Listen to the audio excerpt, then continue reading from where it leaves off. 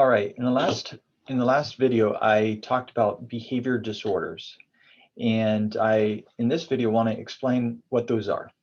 So there's two behavioral disorders. There is oppositional defiant disorder, or ODD, and conduct disorder.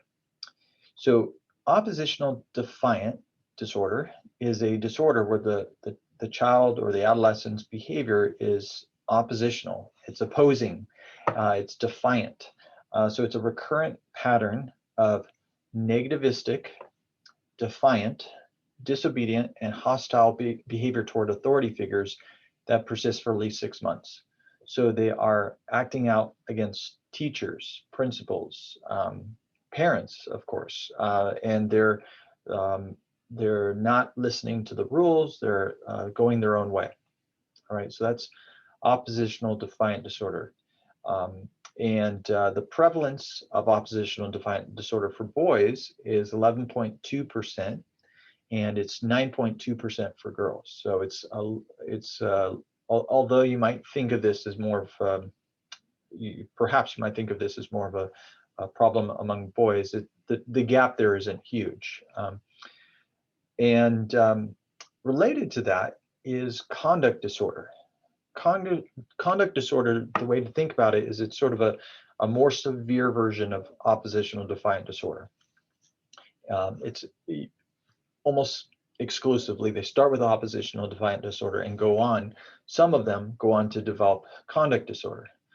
And what conduct disorder is, it's a persistent, repetitive violation of rules and disregard for the rights of others. So while oppositional defiant disorder, they might refuse to obey, conduct disorder is actually involving breaking of rules. So it might involve starting fights with other kids, hurting them, stealing objects, so shoplifting, things like that.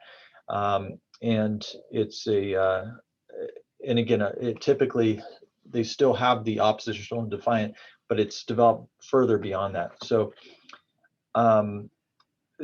these two disorders are referred to as externalizing disorders. It's a distinction that the thought is that these kids and adolescents who are having these problems, they're having something inside themselves that leads to external problems. And that is different from internalizing disorders like anxiety and depression, right? It's where the negativity is like self-destructive. The other thing I want to tell you about conduct disorder, we've talked about it once before. I mentioned it when we talked about antisocial personality disorder. So if the adolescent with conduct disorder goes on to continue in that behavior, they would be diagnosed once they hit age 18 with antisocial personality disorder. In fact, antisocial personality disorder is only diagnosed in the cases where the adult had a history of conduct disorder problems.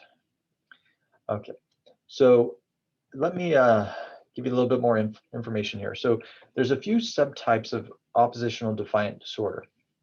So there's three. The first is angry, irritable mood. So again, these are different ways that oppositional defiant disorder can take shape. So some kids have this angry, irritable mood that characterize how they behave. So they would lose their temper, they would be touchy or easily annoyed, they would be angry and resentful.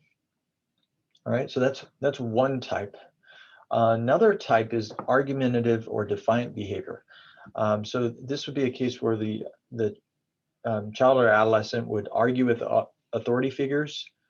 They would defy or refuse to comply with the rules given to them. So their teacher might say, okay, you need to get in line. The child would like intentionally just get out of line.